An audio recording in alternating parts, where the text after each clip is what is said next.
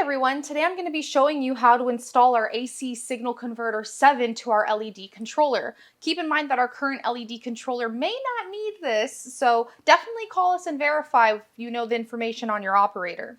So first things first is we're going to go ahead and remove this header where it says door operator. Then we're going to take our AC signal converter. We added a little bumper here to keep it flat. You're going to mount it right on top of these pins.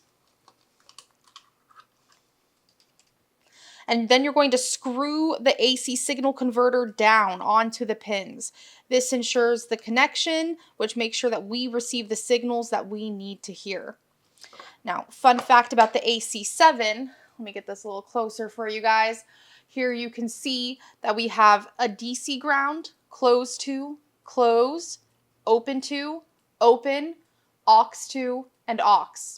What these mean is this is the ground for DC signals. So if there's going to be no voltage coming through, we need to make sure we ground this out. But each signal is an isolated circuit now. So close gets its own common and its signal.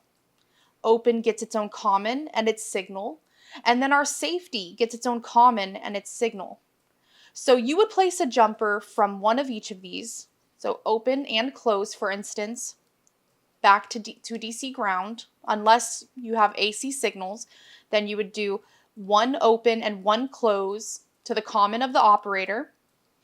The close you are not using would be the signal. So that would go to the normally open of the close limit.